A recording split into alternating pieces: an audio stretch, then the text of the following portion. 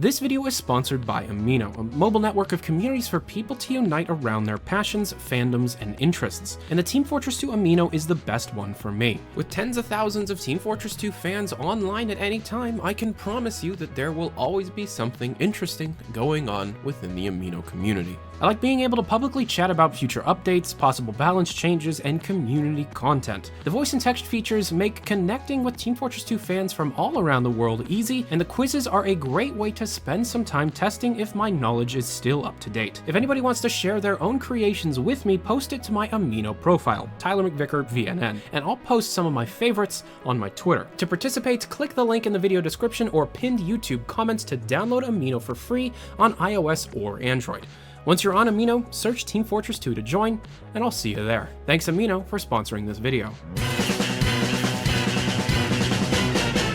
Depending on who you ask, the last major Team Fortress 2 update either came out in March or October of last year. Even though that doesn't actually seem that far away, we are quickly approaching the 1-year anniversary of Jungle Inferno releasing, and we are actually at the 1-year anniversary of the Team Fortress team answering my questions personally about what would become Jungle Inferno. And right now, we are actually in quite a unique position for the Team Fortress community. Most people will go around saying that we almost never have updates. However, there's never actually been a time in the past where we didn't have information that pointed towards what we were getting in the future, until now. I have been paying very close attention to Team Fortress 2 for like 10 years now, and this is the first time I honestly have no idea what the Team Fortress team is currently working on, and there's really no new information officially from Valve, other than this email that landed on my desk. Now this email is from Eric S., one of the members of the Team Fortress team, and it is from March 7th, 2018, and it reads, quote, "We would prefer you reuse existing medals if possible. We can add different names and descriptions, but we're trying to limit the number of models and materials being shipped." This is interesting, because after this, they continued to ship many medals. However, the team pointing out that they want to be able to limit the numbers of mats and models shipped is a little surprising, and could mean a few things. And the thing that comes to my mind is that Team Fortress 2 was already a mess of mats and models of many different eras. However, the team wanting to be able to limit it seems more negative. Since the last time I've done one of these videos though, there's only been 3 minor updates. One on July 18th, one on June 26th, and one on June 7th. June 7th being the most interesting, taking a lot of the exploits that official Team Fortress 2 servers had and pretty much fixing them up. And myself as a streamer can speak to it fixing the biggest problem that the official Team Fortress servers had. Surprisingly, even though we have that email of the Team Fortress team asking community contributors to be able to maybe reuse medal designs, we have like 10 new medals being added between those 2 updates. And in June 26th in particular, there were tweaked competitive mode MMR calculations. Players who have high game counts relative to the rest of the player base should see fewer adjustments of 1 or 0 MMR. Besides that, there's just some updateds and some fixeds, nothing that monumental. And then once again in July 18th, it was pretty much just all medals being added, and then tooltips for fabricator items being truncated on OS X and Linux clients. Team Fortress 2's development right now seems to be almost non-existent from the public perception. And you could ask, okay, what about any leaks within these updates? Nope, there isn't anything to talk about in regards to future content for Team Fortress 2. And that is a little scary from somebody in my position. At least in the past, I could give you 4 or 5 different things that point towards the next major Team Fortress 2 update. And as of right now, 9 months after Jungle Inferno first launched, there's almost nothing that points towards the next major update, which most people assume to be the heavy update. But as of right now, there's really no evidence to point towards it being or not being the heavy update. In fact, there's no evidence that another major update is actually in development right now. So essentially, a Team Fortress 2 fan has to rely on the content created by their own community to be able to wait until the Team Fortress team at least communicates with the public on exactly what they're doing, if they are in fact doing anything. And that includes something like the Team Fortress 2 2018 Summer Jam. This is a 72-hour event that at the time of viewing has ended. At the time of recording is still going on. This is a yearly tradition where many different Team Fortress 2 creators of many different disciplines try to create things within a 72-hour time period, and my personal favorite content are the maps that come out of this. And if anybody's interested, I would love to make a video about my favorite things, but as of right now, the event is still live. It has about another couple of hours before it ends off. And another event that recently closed off was the Blapature Company Charity Bash, a 24-hour charity live stream put on by many members of the Team Team Fortress 2 community, and as of recording, over $10,500 were raised for Child's Play, which is excellent. These kind of charity events make Team Fortress 2 look incredible and make the community look like they really care about the rest of the world, which in my own experience, the Team Fortress 2 community is one of the more nicer communities just in general. However, in terms of things going on with Team Fortress 2, that pretty much sums up everything that's happened since the beginning of June until right now. Pretty much everything else that we can talk about are some of the new maps that were added into the Team Fortress 2 workshop that I feel you should be playing right now. Starting with Intrusion. Now this is a beta map. It states it right in the title of the workshop, and even though it is somewhat early and it definitely is missing textures from a vanilla build of Team Fortress 2, the general look, game feel, and flow of this map is phenomenal. I played about 5 rounds on this, and I really feel as if with just a little more tinkering to the layout and a little more studying on how people actually play, this map could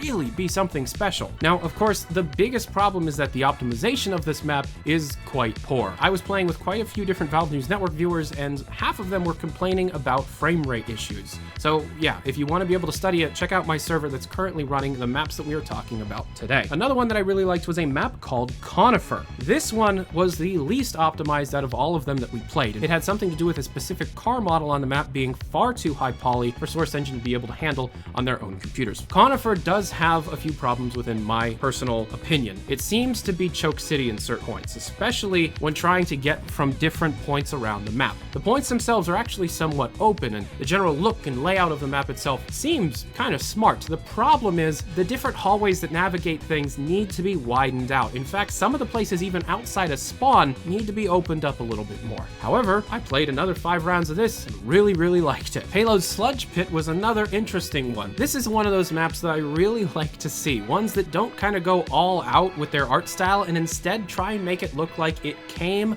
from Team Fortress 2. Sludge Pit is phenomenally fun and probably my favorite map out of the 4 that we're talking about this month. And to be completely honest, I really do not have a whole lot of issues with it. It feels fantastic to play. The only issue I really have is when Blue is trying to push the cart towards last. It's far too close to the enemy team's spawn, and Blue team almost never wins. King of the Hill Route, R-U-T-E. This is an in-development frontline themed map that has some interesting mechanics going on. The point itself looks like it's just a bridge. There is no point there, which kind of adds to the look of the entire map. And every so often, supply drops fall from the sky, dropping different items like health kits and stuff. And I know this was an entity added into the frontline asset pack back in 2016. However, I've not actually seen it in many maps, other than maybe UEAK Crash's map. The theming is fantastic. It's not too over the top. You can still see pathways and you can still identify enemies very easily, but the theming still exists. This map really pushes itself for a really fast game of King of the Hill, and I love fast King of the Hill maps. And just generally, this was a very fun map to play on. Out of the 4, this was my second favorite. And the last map I'm going to be discussing today is Capture the Flag Hell Train. Usually CTF maps turn me off quite significantly. However, this convoy-esque Halloween-themed map is absurdly detailed, incredibly well thought out, and one of my favorite things I've ever seen on the workshop. It's one of those maps that goes above and beyond, only to be completely forgotten about when Halloween comes around. We've seen this in the past with other maps. When the next Scream Fortress comes out, if this isn't in the game, maybe the team isn't paying attention to what's on their workshop, because this is the most incredibly detailed map I've ever seen. The weather effects outside of the 2 trains are randomized. The layouts are huge and intricate, and an excellent balance of open and closed areas. This map is phenomenal. I don't have a single negative thing to say about it. There are jump pads, there are winding corridors and paths, but only after once or twice of running through it, you pretty much learn exactly where you have to go. But there are so many side flanks for the different players to be able to get to where they need to be. This map has some of the highest replayability I've seen out of a lot of Team Fortress 2 maps, and this is a gimmick map. It's 2 trains, it's like Convoy, but the layouts are completely different, and it's a Marasmus Halloween themed map with the wheel thing, and it's still something that I want to continuously go back and play. This map is my favorite thing I've seen in a long time. Like always, I am hosting these 4 maps on the VNN Comuntiy Ketchup server. The IP to that is down in the description below. If you are one of the creators of these maps, I highly recommend checking out this server when there are people playing on it, and maybe trying gathering some data for future mapping polish. And again, anybody that has any questions to the Team Fortress team, leave them in the comment section below. I will tally them up and send them over. I have not received a single email back from anybody on the Team Fortress team for months, even though I have been sending over community questions for quite a while now. We're just gonna keep doing it until something happens. So thank you very much for watching. I'm Tyler McVicker. This is Valve News Network. Have a good day. Adios.